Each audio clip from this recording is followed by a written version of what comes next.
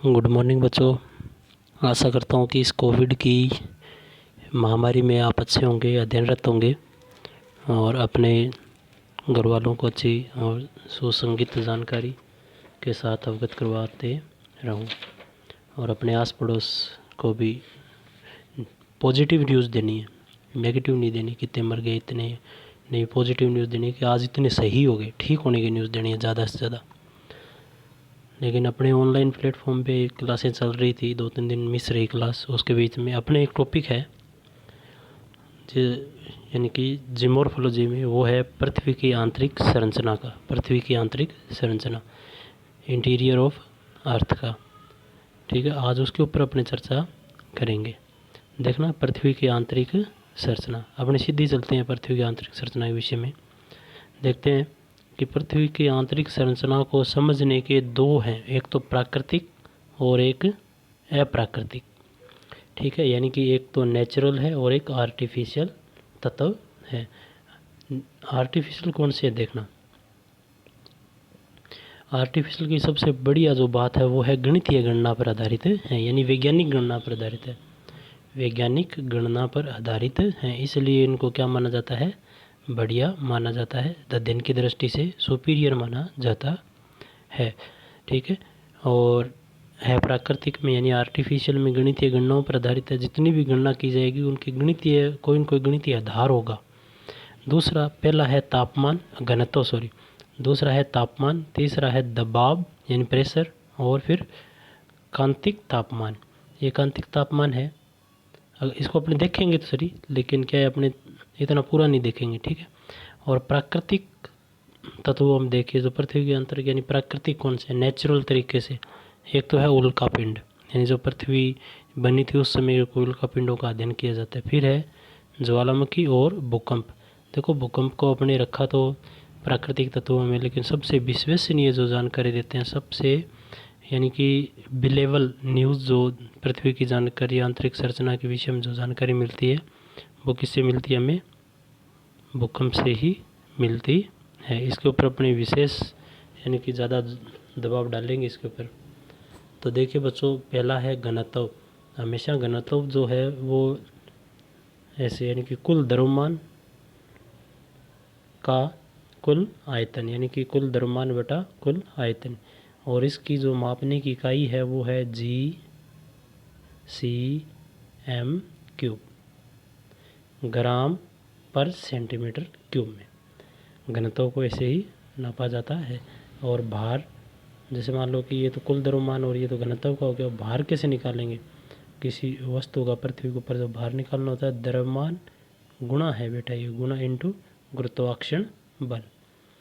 ठीक है, चलते हैं आगे। देखो, पृथ्वी के सामान्य अर्थ किसी पदार्थ का, पृथ्वी घनत्व से सामान्य अर्थ किसी पदार्थ का द्रव्यमान अनुपात आयतन, जिसे सदैव GC या सेंटीमीटर ग्राम सेंटीमीटर क्यूब में मापा जाता है। देखिए, आपको ना PDF मैं आपकी बुक वाली प्रोवाइड करवाऊंगा, क्योंकि हो सकता है आपकी ये समझ नहीं आया हो, ये तो मेरे हैंड राइटिंग नोट्स हैं। ठीक है, और ये कंपटीशन के लिहाज से बनाए हुए हैं, लेकिन अपनी उसी हिसाब से मैं आपको PDF दे दूंगा ताकि आप क्या करो, थियोटिकल लिंक्स को थ्योरी बना सको उसकी ना, लेकिन अपने समझते तो इसी में। जो पदार्थ जितने भारी तत्वों से निर्मित होगा, जो पदार्थ जितने भारी तत्वों से निर्मित होगा उसका घनत्व उतना ही अधिक होगा। ये चीज़ आप नोट कर लेना कि जो पदार्थ जितने भारी तत्वों से निर्मित होगा उसका घनत्व क्या होगा, उतना ही अधिक होगा, और जो हल्के तत्वों से निर्मित होगा उसका घनत्व क्या होगा, कम होगा। ठीक है, आई बात समझे। जैसे मान लो कि रुई है ना, रुई और 1 किलो के वजन में अपने 1 किलो तो रुई ज़्यादा स्थान घेरती है, और जो 1 किलो का बट्टा है, बाट जिसे कहते हो आप, 1 किलो का जो वजन होता है वो क्या करता है, कम स्थान घेरता है। उसी का कारण यही है क्योंकि उसके अंदर घनत्व ज़्यादा है। 1 किलो जो वजन का जो पदार्थ है उसके अंदर क्या होता है, घनत्व ज़्यादा होता है, और जो रुई है उसमें घनत्व कम है क्योंकि हल्का पदार्थ है वो स्थान ज़्यादा घेरता है। ये बस यही चीज़ समझनी है आपको। अब घनत्व के आधार पर देखना, घनत्व के आधार पर ऊपरी परत का घनत्व। देखिए, पृथ्वी के अंदर क्या है, परतें बांटी गई है ना, तो पृथ्वी के अंदर कुछ एक परतें हैं, जैसे ये पृथ्वी है अपनी ना, तो इसके अंदर परतें हैं। एक तो ये परत है ऊपर वाली ना, ये वाली ये परत है, और उसके बाद में दूसरी परत है और तीसरी परत है। इन तीन ही परतों का क्या किया जाता है, ज़्यादा से ज़्यादा अध्ययन किया जाता है अपने यहाँ। ठीक है, तो पृथ्वी की जो ऊपरी घनत्व ऊपरी परत है, पृथ्वी की जो ऊपरी परत है जिसे अपने क्या कहते हैं, क्रस्ट कहते हैं बेटा, क्या कहते हैं, क्रस्ट। ठीक है, भूपरपट्टी, भूपरपट्टी, भूपरपट्टी कहते हैं, क्रस्ट या भूपरपट्टी। इसका घनत्व यानी कि ऊपरी परत का घनत्व 2.7 से, किससे, 2.7 से 3.0 है, 0 GCM क्यूब है। आई बात समझ में कि पृथ्वी का जो ऊपरी पदार्थ है, ऊपरी जो परत है उसका घनत्व कितना है, 2.7 से 3.0 GCM क्यूब है। इसका मतलब क्या हुआ कि ऊपरी तो चट्टान किससे बनी हुई है, हल्के पदार्थों से बनी हुई है। किससे बनी हुई है, हल्के पदार्थों से, बहुत ज़्यादा हल्के पदार्थों से बनी हुई है। दूसरी परत की बात करते हैं, देखो इसके अंदर है लिखा हुआ ना, दूसरी परत की बात करते हैं तो दूसरी परत का घनत्व 4.5 से 7.5 GCM है, अतः ये मध्यम भारी चट्टानों से बनी हुई है।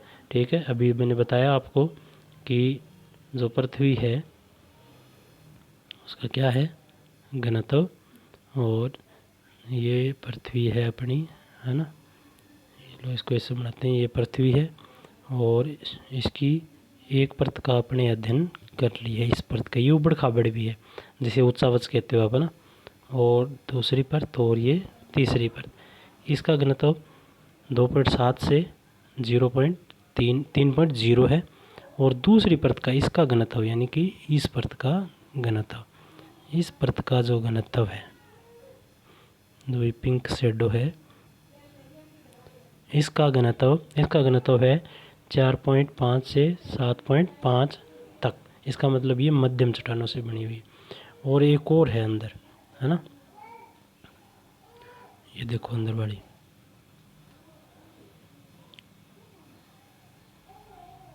ये वाली, इसका जो घनत्व है बेटा वो है 8 से ऊपर, 8.0 से 11 तक।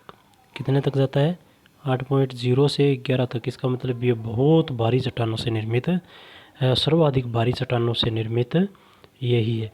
इसका मतलब क्या हुआ कि पृथ्वी का अंतरतम यानी कि पृथ्वी की जो आंतरिक संरचना है घनत्व के आधार पर वो क्या होगी, ठोस होगी। क्या होगी, ठोस होगी। होगी कि नहीं होगी। ठीक है, देखो कि घनत्व क्या कहता है, घनत्व ये कहता है कि पृथ्वी की ये परतें हैं जी, पृथ्वी की एक परत, दो परत और तीन परत। इसका घनत्व क्या है, कम लिखते हैं अपने ना, कम है। इसका क्या है, ज़्यादा है, प्लस है, ज़्यादा लिखते हैं, ज़्यादा। और इसका क्या है, प्लस माइनस कर देते हैं हमने, ना तो ज़्यादा है ना कम है, यानी मध्यम है। इसका मतलब ये तो हल्के पदार्थों से निर्मित और ये भारी पदार्थों से निर्मित है। अब आप समझे कि भारी पदार्थों से निर्मित है, लेकिन फिर यानी कि जो घनत्व की थ्योरी जिन्होंने दी थी उन्होंने कहा पृथ्वी अंतरतम क्या है, बहुत ज़्यादा स्ट्रॉन्ग है, बहुत ज़्यादा दृढ़तम भागों से बनी हुई है, दृढ़ चट्टानों से बनी हुई है। लेकिन जब उनसे ये पूछा गया घनत्व वालों से कि भी बताओ आप, ये तो आप कह रहे हो कि बहुत बढ़िया बात है कि दृढ़तम चट्टानों से, लेकिन जब ज्वालामुखी आते हैं या जब पृथ्वी के अंदर अपने जाते हैं खुदाई करके, तो तापमान क्यों बढ़ता है, तापमान तो बढ़ता है, तो घनत्व के आधार पर तो स्ट्रॉन्ग होना चाहिए, तापमान नहीं बढ़ना चाहिए। लेकिन ये थ्योरी फिर क्या होगी, फेल होगी, यानी कि ये निष्क्रिय होगी घनत्व वाली, क्योंकि पृथ्वी का तल तापमान प्रतिक्रिया के आधार पर स्ट्रॉन्ग नहीं है, यानी कि क्या है, मृदुल माना जाता है। अब देखते हैं हमने तापमान की गणना के आधार पर अपने देखते हैं। और सबसे पहले जो तापमान की गणना की थी ना बेटा, वो की थी केल्विन ने। किसने की थी, केल्विन नाम का एक विद्वान था, केल्विन ने की थी। आप सविंदर सिंह का बुक पढ़ोगे ना, सविंदर सिंह की, उसके अंदर दिया हुआ भी है कि केल्विन की गणना। तो देखना आप, पहले तो ये पृथ्वी है, उसको ना अपने से बना लेते हैं, ये पृथ्वी है, ये बहुत ज़्यादा रोल करता है पृथ्वी का, अक्षांश और देशांतर, ये इंटीरियर, ठीक है। ये तो है ध्रुव, आप समझते हो ना, ये पूर्वी और पश्चिमी, इनको ध्रुव माना नहीं जाता लेकिन अपने बोल सकते हैं ध्रुव। तो ये है विषुवत रेखा, जिसे आप 0 डिग्री भूमध्य रेखा कहते हो, और ये है ग्रीनविच 0 डिग्री देशांतर रेखा, अपने ये कह सकते हैं। तो ये ज़्यादा है और ये कम है, इसी आधार पर अपने चलना है कि देखना पृथ्वी का जो घनत्व है, जो पृथ्वी का अंदरतम भाग है ये वाला, ये है पृथ्वी का लगभग 6400 किलोमीटर। लगभग कितना है? 6400 किलोमीटर। अगर एग्जिट की बात करें तो 6371 किलोमीटर। कितना है? 6371, ठीक है। कई किताबों में 6374 किलोमीटर लिखा हुआ है, तो कोई दिक्कत नहीं है, 6371 भी है, सही माना जाता है, और 6374 भी सही माना जाता है। NCERT 71 कहती है और अन्य किताबें 74 मानती है, इससे कोई फ़र्क नहीं पड़ेगा, ठीक है। अब देखो केल्विन क्या बोलते हैं। केल्विन ये बोलते हैं कि पृथ्वी के अंदर, किसके अंदर? पृथ्वी के अंदर जैसे अपने जाते हैं, ये पृथ्वी का मैं इंटीरियर बना देता हूँ बेटा, एक बार सीधा बना देते हैं इसे। ये पृथ्वी का अंतरतम भाग है, ये पृथ्वी है बड़ी, है ना। ये कहते हैं कि जब मैं पृथ्वी के अंदर जाता हूँ, कितने मीटर? 32 मीटर जाता हूँ। 32 मीटर जाता हूँ तो कितना तापमान बढ़ जाता है? 1 डिग्री सेल्सियस तापमान बढ़ जाता है। यानी कि पृथ्वी के जब मैं 32 मीटर गहराई में जाता हूँ तो 1 डिग्री तापमान क्या हो जाता है? बढ़ जाता है। 1 डिग्री तापमान बढ़ जाता है। 32 मीटर की बात हो रही है ये। अब देखना इसकी गणना के लिए अपन ने ये देखा, ये देखो, ये देखना ज़रा कि ये कहते हैं कि 32 मीटर की गणना पर जब हम जाते हैं तो क्या हो जाता है? 1 डिग्री तापमान, ये 0 डिग्री, ये पृथ्वी का क्या मान लेते हैं? धरातल मान लेते हैं इसको क्या मान लेते हैं? पृथ्वी का धरातल। ये क्या है? पृथ्वी का धरातल है, यानी कि पृथ्वी के ऊपर वाला भाग जिस पे अपने रहते हैं। और 32 मीटर पर गए तो कितना बढ़ गया? 1 डिग्री सेल्सियस बढ़ गया। और 320 पर गया तो कितना बढ़ गया? 10 डिग्री सेल्सियस बढ़ गया। और 3200 पर गया तो कितना बढ़ गया? 100 डिग्री सेल्सियस बढ़ गया, इनके अनुसार, ठीक है। और जैसे जैसे अपने बढ़ते जाएंगे पृथ्वी पर, तो 6364 है, 6364 के हिसाब से देखें तो लगभग कितना तापमान हो जाएगा? 2 लाख हो जाएगा। इसका एक सूत्र भी बताया उन्होंने, इसका एक क्या किया? सूत्र भी बताया। देखो अपने देखते हैं, ये देखो यार, ये देखो यार, हाँ, ये कहते हैं कि भी 32 मीटर पे कितना बढ़ता है? 1 डिग्री सेल्सियस बढ़ता है, ठीक है। तो 32 मीटर पे 1 डिग्री, तो 6400 पे कितना बढ़ेगा? 6400 पे कितना बढ़ेगा? तो मानने वाली बात है, 6400 पे आप देखना कितना बढ़ेगा कि 6400, ये किलोमीटर है बेटा, ठीक है, याद रखना, वो मीटर है, तो इसको किलोमीटर में चेंज करेंगे तो कितना आ जाएगा? 3200 इंटू 1/6400। अगर अपने इसको काटेंगे तो कितना हो जाएगा? है नहीं है, ठीक है। तो ये तो मीटर है, ये 2 किलोमीटर है, और इसको मीटर में बदलेंगे तो कितना बढ़ जाएगा? लगभग 2 लाख। कितना हो जाएगा? 2 लाख डिग्री तापमान बढ़ जाएगा। तो तापमान वाले केल्विन जी कहते हैं कि केल्विन कहते हैं अगर मैं 32 मीटर की गहराई पर जाता हूँ तो 1 डिग्री तापमान क्या हो जाता है? बढ़ जाता है। और जैसे जैसे 1 मीटर यानी कि 32 मीटर बराबर 1 सेंटीमीटर बढ़ जाता है, 32 मीटर बराबर 1 डिग्री बढ़ेगा तो 6400 पे कितना बढ़ेगा? 1/32 इंटू 6400, लगभग 6400 मान ले। और इसको अपने किस में चेंज कर लें? मीटर में चेंज कर लेते हैं। मीटर में चेंज करेंगे तो कितना बढ़ जाएगा? बहुत ज़्यादा बढ़ जाएगा। और इस पर क्या हो जाएगी? पृथ्वी तो बिल्कुल पिघल जाएगी, अंदर का भाग क्या हो जाएगा? बिल्कुल पिघल जाएगा। और जहाँ तक अपने ज्ञात है कि पृथ्वी के ऊपर यानी सर्वाधिक जो गलनांक वाली धातु है, सर्वाधिक गलनांक वाली जो धातु है वो टंगस्टन लिखा हुआ है बेटा, ये टंगस्टन, टंगस्टन, टंगस्टन है सर्वाधिक जो गलनांक यानी सबसे ज़्यादा पिघलने वाली धातु कौन सी है? जो पिघलती नहीं है संपूर्ण तापमान पर, टंगस्टन है, टंगस्टन। और वो कितने पर पिघलती है? देखो 3150 पर। किस पर? 3150 पर जाकर वो क्या हो जाती है? पिघल जाती है। तो 2 लाख तो तापमान बहुत हो गया, इसका मतलब पृथ्वी का आंतरिक भाग बहुत ज़्यादा गर्म है। तो ये संकल्पना भी क्या हो गई, फेल हो गई। लेकिन क्या हुआ, एक नवीन गणना भी आई। इसकी क्या आई, नवीन गणना आई। ये देखो, ये आपको यहाँ लिखा हुआ है, ठीक है। लेकिन इसको क्या है, मैंने यहाँ PDF बना के आपके लिए डाल दिया है, ये देखो ये रहा, ठीक है। नवीन गणना इस आधार पे आई कि नवीन गणना ऐसे है बेटा कि ये कहते हैं कि 0 डिग्री से 32 डिग्री पर जाने 32 मीटर पर जाने पर कितना डिग्री बढ़ता है, 1 डिग्री सेल्सियस बढ़ता है। 320 पर जाने पर 10 डिग्री सेल्सियस बढ़ेगा, ठीक है जी। 3200 मीटर पर जाने पर कितना बढ़ेगा, 100 डिग्री सेल्सियस, ठीक है। और 32,000 पर जाने पर 32,000 बढ़ जाएगा। 64,000 मीटर पर जाने पर 2,000 मीटर, और 9600 मीटर मान लिया, 100 किलोमीटर, लगभग कितना मान लिया आपने, 100 किलोमीटर, क्योंकि 9600 मीटर और 1 किलोमीटर में मीटर कितने होते हैं, ठीक है। उस हिसाब पर अपने देखें तो 100 किलोमीटर हो गया, 100 किलोमीटर पर कितना हो जाएगा, 3,000 मीटर हो जाएगा, 3,000 सेल्सियस हो जाएगा। यानी कि 100 किलोमीटर तापमान कितना बढ़ता है, 3,000 डिग्री सेल्सियस बढ़ता है। उसके बाद में तापमान में क्या हो जाती है, एक प्रतिबंधता आ जाती है, गिरावट महसूस की जाती है।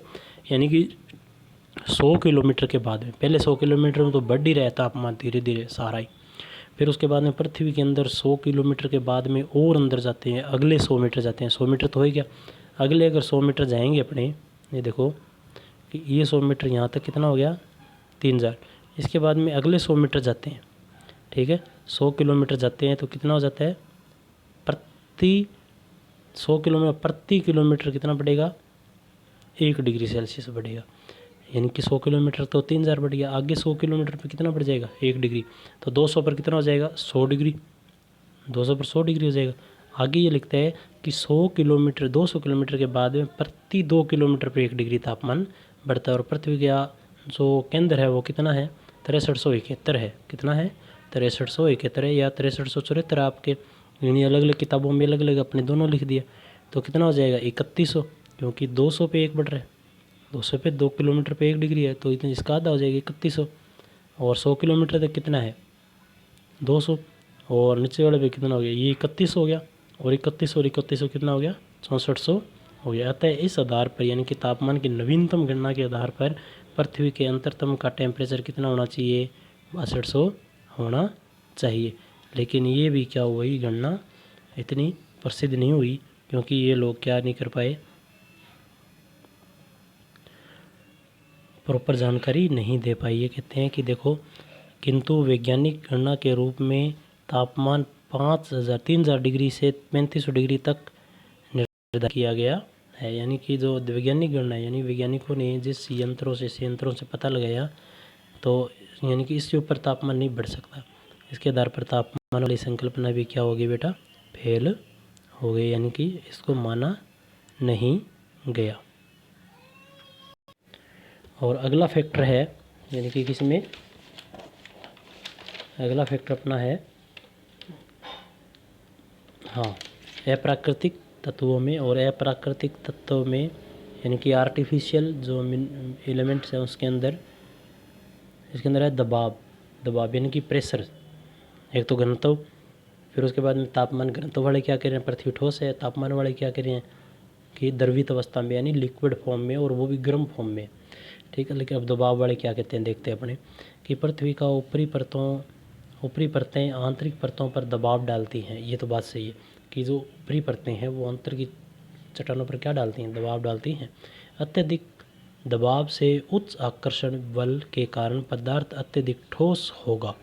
अतः पृथ्वी के अंतरतम का दबाव 20 लाख MB यानी कि मिली बार MB तक होगा, 20 लाख MB तक होगा। इस उच्च दबाव पर पृथ्वी का अंतरतम निश्चित अवस्था में या निश्चित ठोस अवस्था में ही होगा, किंतु प्रयोगशाला में किए गए प्रयोगों के आधार पर इस निश्चित गहराई के बाद, यानी कि एक निश्चित गहराई के बाद ऊपरी चट्टानों का दबाव क्या हो जाता है, कम हो जाता है, ठीक है। इसके आधार पर अपने देखो आज क्या क्या देखा, देखो आर्टिफिशियल ये वाले देखे ना, ये वाले घनत्व देखा, घनत्व वालों के आधार पर पृथ्वी का घनत्व ज़्यादा है इसलिए ठोस पदार्थों से निर्मित है। उसके बाद में तापमान वाले कहते हैं भी, एक गणना तो क्या कहती है कि तापमान कितना हो जाएगा, 2 लाख हो जाएगा। इस पर तो पृथ्वी क्या संपूर्ण पृथ्वी पिघल जाएगी। नवीन गणना क्या कहती है कि तापमान कितना हो जाएगा, 6200 डिग्री सेल्सियस हो जाएगा। लेकिन ये संकल्पना भी क्या होगी, धीरे धीरे प्रयोग में नहीं आई, यानी कि नवीनतम प्रयोग जैसे जैसे होते चले गए। फिर दबाव वाले कहते हैं कि ऊपरी जो चट्टानें हैं वो दबाव डालती हैं और फिर अंततः क्या हो जाएगा, कठोर हो जाएगा, अत्यंत कठोर हो जाएगा। लेकिन इस पर भी नवीनतम वैज्ञानिक गणना हुई प्रयोगशाला में, यानी कि प्रयोगशाला में इसका प्रयोग हुआ, नवीनतम अनेक नवीनतम शोध हुए। इसके आधार पर क्या उन्होंने क्या कह दिया कि गहराई में दबाव ज़रूर है लेकिन एक निश्चित गहराई तक ही दबाव है, उसके बाद में दबाव नहीं पड़ता और वो नीचे वाले चट्टानें के अपनी अवस्था में उसी अवस्था में टिकी रहती हैं। और ये क्या होगी, ये संकल्पना भी एक बार यानी कि पढ़ने के दृष्टि से तो बढ़िया लगती है, लेकिन यानी कि जो इन्होंने थ्योरियाँ दी, जो इन्होंने संकल्पनाएँ दी वो अतिशयोक्तिपूर्ण थी। ठीक है बच्चों, तो आज की क्लास में अपने इतना ही। और जो मान लो कि प्राकृतिक तत्व हैं, जिनकी कौन से प्राकृतिक तत्व जिनको क्या है गणना पर नहीं प्राकृतिक कारकों के ऊपर मापा जाता है, उनकी करेंगे अगली क्लास में। इसकी पीडीएफ में जैसे वो क्लास ख़त्म होगी तो मैं बुक वाली पीडीएफ दे दूँगा आपको। ये वाली पीडीएफ आपके समझ नहीं आएगी क्योंकि राइटिंग मेरी ऐसी है या भागादौड़ में जैसे भी मैंने तो मेरे हिसाब से लिखा है क्योंकि मेरे तो समझ आती है ना बच्चों। तो टेक केयर, कोविड से रहना, घर में ही रहना, safe, stay home and safe हम, ठीक है।